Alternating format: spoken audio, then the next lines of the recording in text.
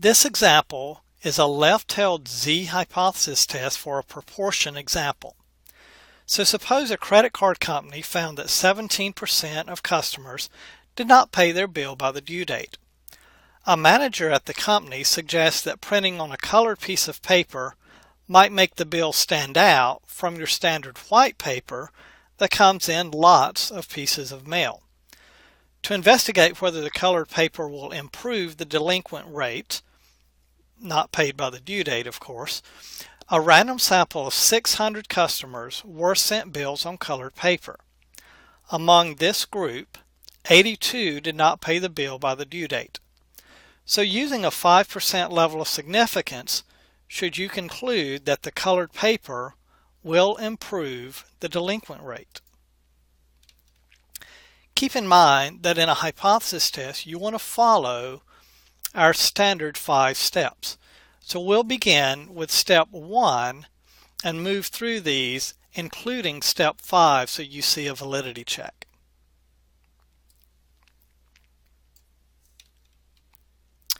First, in step 1, it might be helpful to focus on the parameter being discussed in a scenario. So for example, in this exercise, the parameter is P, and that represents the proportion of all the credit card company's customers who do not pay their bill by the due date. Now for the null hypothesis, you want to give the parameter and the value it's assumed to be, sort of if nothing changes. So in this case, we would say the null hypothesis, h sub 0, is that the parameter P equals 0.17, and that's the equivalent of the 17% of customers who are delinquent. They don't pay their bill by the due date. So the next thing we want to do is think about our alternative hypothesis. So we want to decide what the manager wants to prove or find evidence in support of. Notice that an improvement would imply that the rate goes down or it is lower. So a smaller proportion of people would not be paying their bills late, right? So more people would be paying on time in this case. So the proportion who are delinquent goes down. So h sub a we would state as P, the parameter, is less than the 0.17. Step 2, the decision rule. You want to identify the level of significance. In this case, it says using a 5% level of significance. So we want to write that 5% as the decimal equivalent. So we're going to say that alpha is 0.05. Then our decision rule is going to be written in this way. If the p-value, okay, that probability we calculate, is less than or equal to 0.05, then we're going to reject the null hypothesis. We're going to say we do not believe h sub 0 is correct, and we have beyond a reasonable doubt shown that h sub a is true. Now, although we typically don't write it down explicitly, if the p-value tends to be larger than that significance level, then that means we're going to fail to reject the null hypothesis. We can't disprove or we can't discredit the null, therefore it might be true. It might not be, but it might be, so we really haven't proven beyond a reasonable doubt that the alternative is correct. Now in step 3, we want to talk about the test statistic and the probability, or the p-value. Now the test statistic can be partially filled in without information from the sample. In actual research, the decision on what you should use as the test statistic is often made in what's called the design phase of a study, and then the sampling can be conducted to ensure that the conditions are met to use that statistic legitimately. In this case, a large enough sample size was taken to be certain the z-score would be appropriate, and we'll get to that in the validity check. But if the sample had not already been discussed, you could still fill in part of this test statistic step. So in this case, we could write what the formula was. Now the test statistic here is going to be that Z is the sample proportion, p hat, minus what the population proportion or the parameter would be if the null is true. And remember, under the null, we're saying that p is 0.17, so we can fill that in. In the denominator, we want to calculate that standard deviation of the proportion. So that would be that square root of p, which was 0.17, times 1 minus p, and 1 minus 0.17 is 0.83, and then divided by the sample size n. And if you remember, we looked at a total of 600 customers in the sample. So we could fill that portion and do the calculations at this point. Now what we need is information from the sample. To get the information from the sample, we go back, reread the question, and find that out of the 600 we examined, 82 did not pay the bill by the due date. So as a result, we can go in and add that information into our equation to get the p hat value. Okay, so once we do that calculation, we're getting what is called the observed value of the test statistic based on the sample that we actually collected. Notice this is truly a statistic. If you collected a different sample, you did this study a second month, you sent it out to another 600 people, you may get a different number than 82 back who paid their bill late. They didn't pay by the due date. So that would change that p hat value and essentially the z-score, which means it changes sample to sample. So this is a statistic. Now filling in the information we get, just sort of copying what we had and then continuing, we would have the 82 out of 600, and you can change that to a decimal if you want to. I would say keep at least 6 digits after the decimal point. That way you don't have any round off error.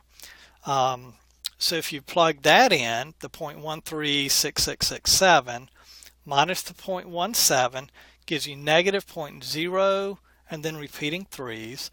And in the denominator you have the standard deviation we calculated, 0.015335. And when you calculate that fraction, you get negative 2.17. Now we're going to round this off to 2 digits because it's a z-score, and using our z-table, we look z-scores up to 2 digits after the decimal point.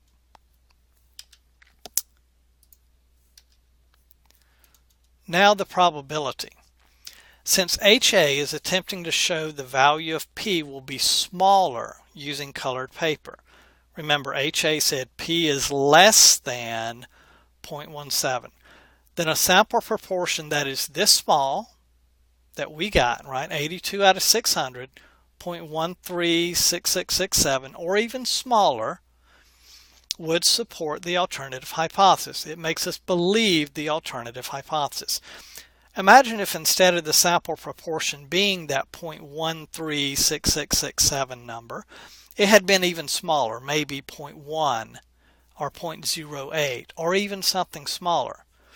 Then the z-score is still going to be negative, but it's going to have a larger number part or a larger magnitude, so it's farther into the left tail of the z-curve. So values in the left tail of the normal curve are going to support the alternative hypothesis in this case. Hence, when we find the probability, or what we call the p-value, it's going to be the chance that a z-score is what we obtained, negative 2.17, or something farther into the left tail. So we're going to go to the left of that number. This is why we call this a left-tailed test. Values in the left tail of the normal distribution make us believe, or they support, the alternative hypothesis. So what we would do is say the probability value is going to be the chance, or the probability a z-value is less than or equal to what we calculated, negative 2.17, and you can look that up in the Z table and get 0.0150. So if we go to our table Z, okay, and this is one, it's a cumulative table, and look at negative 2.1 and then go to the 0.07 column, you can see the value that we get is that 0.0150. Now we could also do this with technology and have it draw the graph out for us and label this. Remember, StatCrunch labels it in red. So if we go back to our document, I've calculated it in StatCrunch and notice the chance that the value is less than or equal to negative 2.17. That red area is 0.0150 if we round it off to 4 digits to match what we get from our table. Next, we want to think about our decision rule. Now remember, back in step 2, we said if the p-value, and that's what we just calculated, is less than or equal to 0.05, then we are going to reject the null hypothesis. So is the probability, is 0.0150 less than 0.05? Yes, it is. So the decision rule says I'm going to reject the null hypothesis. So my decision is to reject the null. I don't believe it's true.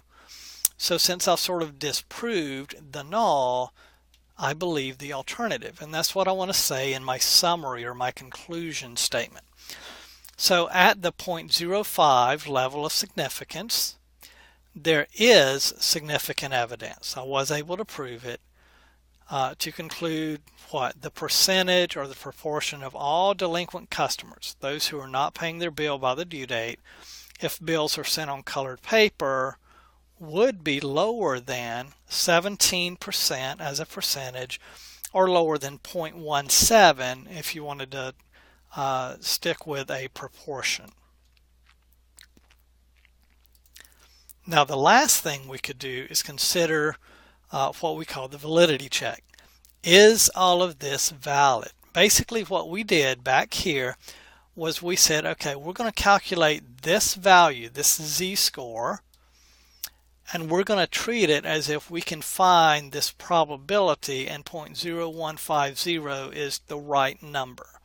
So are we justified in doing that? And really it boils down to, does this thing, okay, really follow a normal distribution? And as we talked about earlier with the sampling distribution of the proportion, you can tell whether a normal probability distribution is appropriate for that sampling distribution. Okay, a random sample was taken and the data collected is categorical, right? What you're measuring or what you're recording is whether the bill was paid on time or not. And what you're doing is saying yes if the bill was not paid on time. N times P would be the sample size 600 times what the proportion is if the null hypothesis is true. So that's your 0.17. And if you multiply that out, you get 102 successes. And remember, that needs to be at least 10 or bigger. Now N times 1 minus P would be 600 times 1 minus 0.17, which is 0.83. And that would give you 498. And we would call those failures, or things that didn't have the characteristic we were looking for. So these were the number of people we expect, on average, if we did the study over and over, we would expect 498 people not to be delinquent. In other words, these are the ones who we expect to pay their bill on time out of 600. And again, that number also needs to be at least 10. So since these conditions are met, we can say that the one sample z-test for a proportion is appropriate to conduct. So this is an example of a left-tailed z-test for a proportion. So make sure that you go back, you double check calculations, that you can get these same answers and that you understand all of these steps so that you're going to be prepared to do the homework and then to do quizzes and tests over this material.